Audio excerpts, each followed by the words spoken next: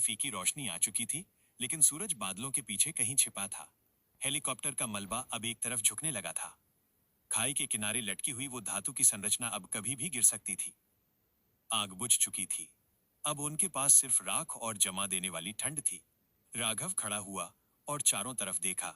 सफेद रेगिस्तान, मीलों दूर तक सिर्फ बर्फ और पहाड़। हमें यहां से निकलना होगा, राघव ने अपनी फटी हुई जैकेट को कसते हुए कहा। ये मलबा सुरक्षित नहीं है और हमारे पास जलाने के लिए अब कुछ नहीं बचा। अनन्या का चेहरा पीला पड़ चुका था। उसके पैर में मोच थी और दर्द की वजह से वो ठीक से खड़ी नहीं हो पा रही थी।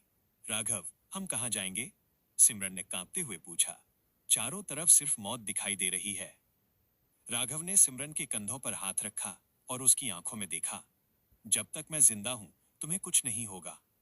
हम नीचे उतरेंगे, जंगल की तरफ। वहां हवा कम होगी और शायद हमें कोई गुफा या पुरानी जगह मिल जाए। तैयारी। राघव ने सबसे पहले मलबे से काम की चीजें इकट्ठा की। रस्सियां, हेलीकॉप्टर के टूटे हुए तारों और सीट बेल्ट्स को जोड़कर एक लंबी रस्सी बनाई।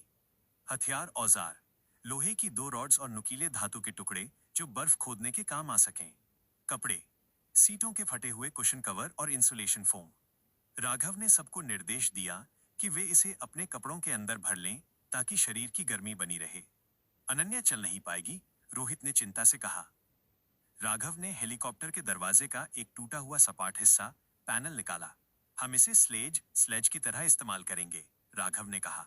जहां ढलान होगी वहां अनन्या को इस पर बिठाकर खींचेंगे और जहां रास्ता खराब होगा, राघव ने रोहित की तरफ देखा, वहां हम उसे कंधे पर उठाएंगे। रोहित ने सिर हिलाया। उसकी आंखों में अब वो चंचलता नहीं थी, बल्कि एक जिम्मेदारी का भाव था। भाग 13, मौत की ढलान, द डिसेंट ऑफ डेथ। सफर शुरू हुआ। ये ट्रैकिंग नहीं थी, ये युद्ध था। हर कदम पर बर्फ कमर तक धंस रही थी। सबसे आगे राघव था, जो लोहे की रॉड से बर्फ को चेक कर रहा था कि कहीं आगे खाई न हो। उसके पीछे रोहित था, जो अनन्या को सहारा दे रहा था। रहमत और सिमरन एक दूसरे का हाथ पकड़कर चल रहे थे। हवा इतनी तेज थी कि एक दूसरे की आवाज सुनने के लिए चिल्लाना पड़ रहा था।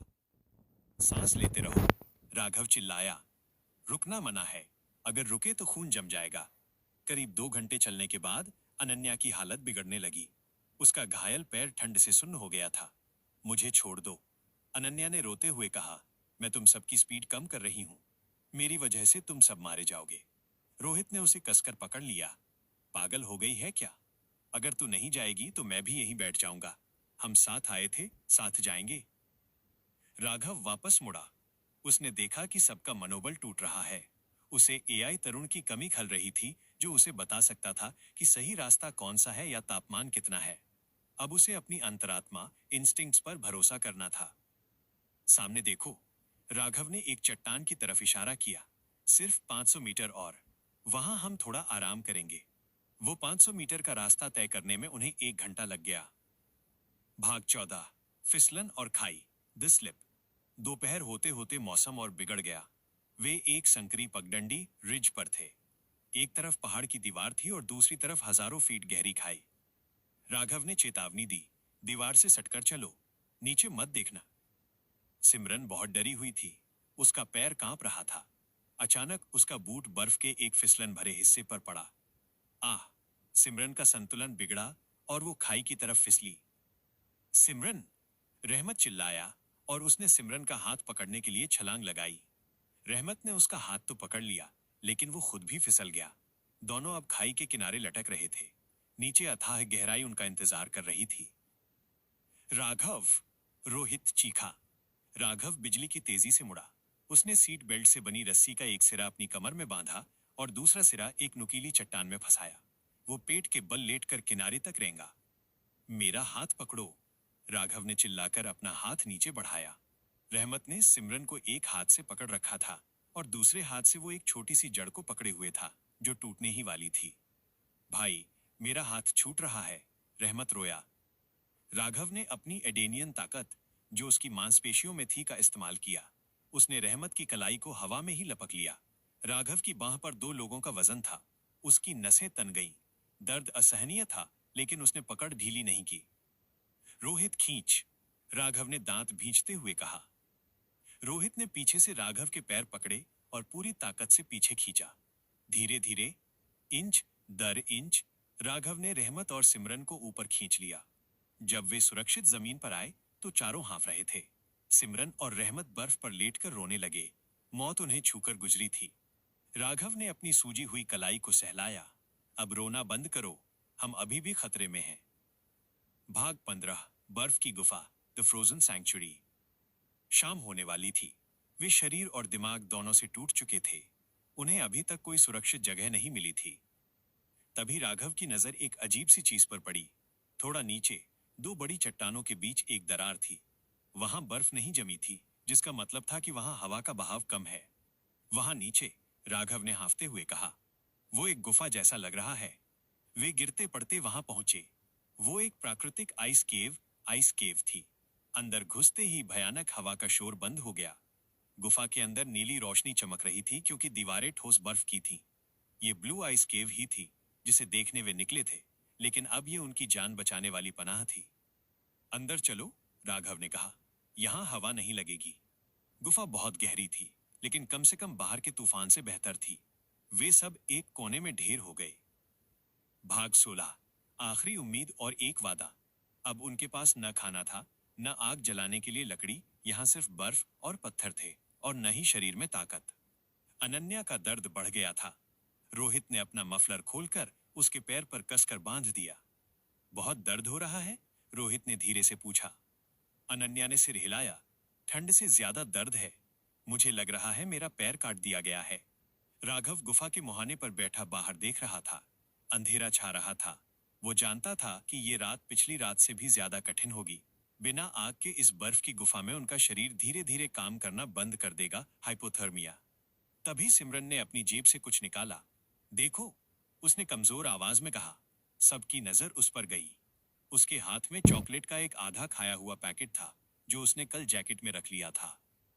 मैंने सोचा था मैं इसे बाद में खाऊंगी, सिमरन ने फीकी मुस्कान के साथ कहा। शायद बाद यही है। वो छोटा सा चॉकलेट का टुकड़ा। राघव ने उसके 5 बराबर हिस्से किए। इसे चबाना मत, राघव ने निर्देश दिया। इसे मुंह में घुलने दो। शुगर हमें थोड़ी एनर्जी देगी। वे सब खामोशी से वो चॉकलेट चूसने लगे। उस वक्त वो दुनिया का सबसे लजीज खाना लग रहा था।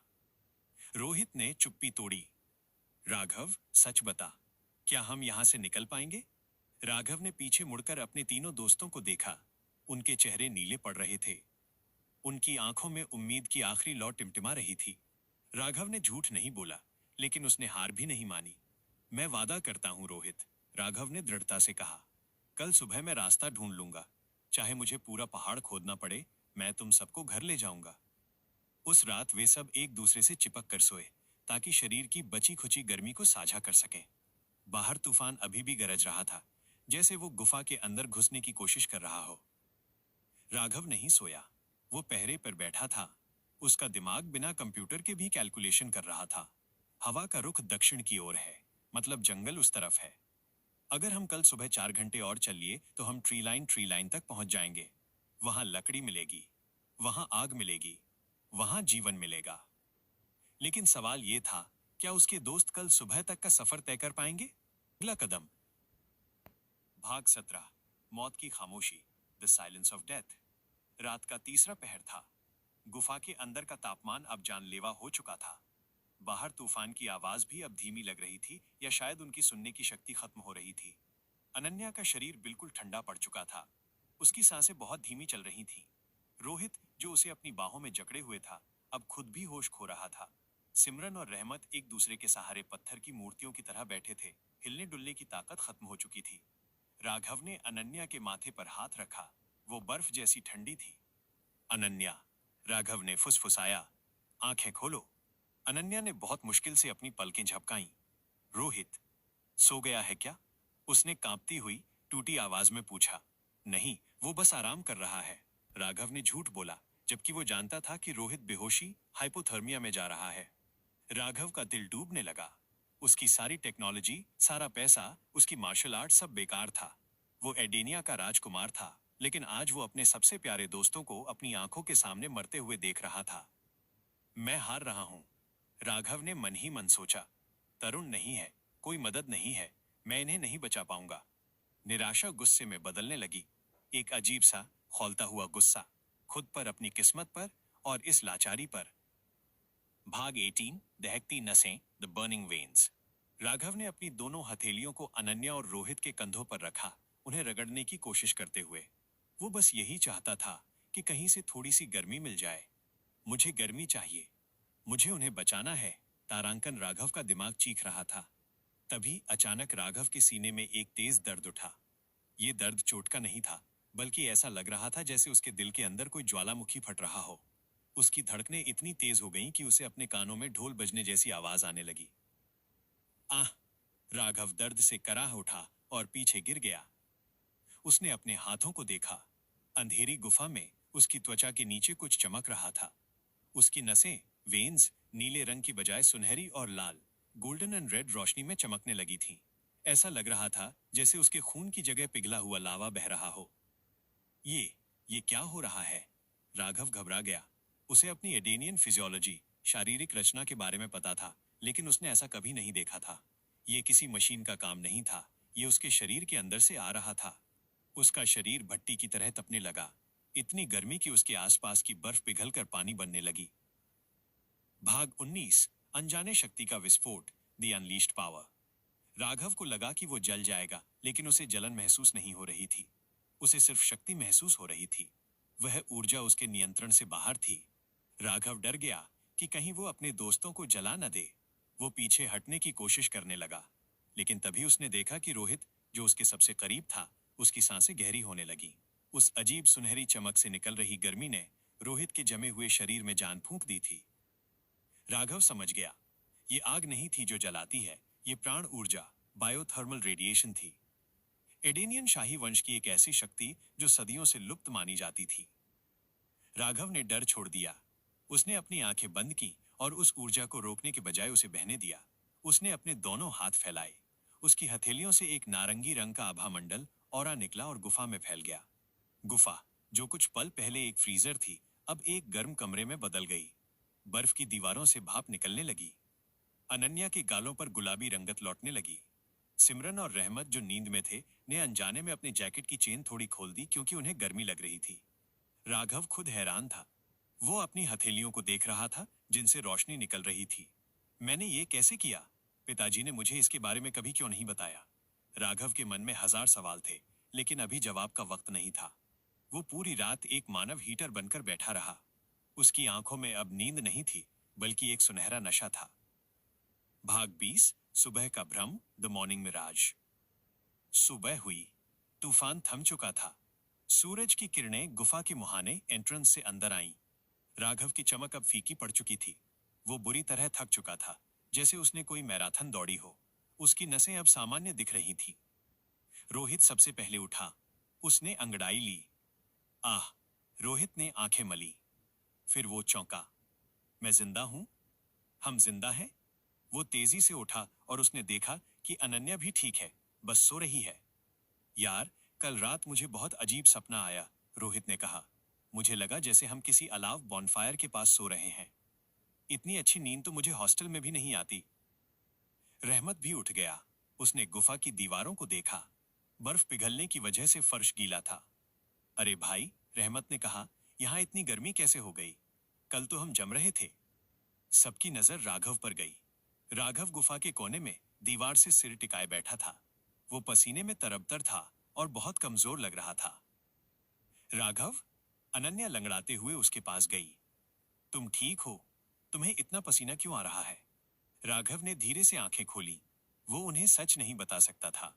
उन्हें नहीं पता था कि पूरी रात वो खुद जलकर उन्हें गर्मी दे रहा था। बस, बुखार जैसा लग रहा है, राघव ने धीमी आवाज में झूठ बोला। शायद शरीर ने गर्मी पैदा करने के लिए बहुत मेहनत की। रोहित ने राघव के माथे पर हाथ रखा।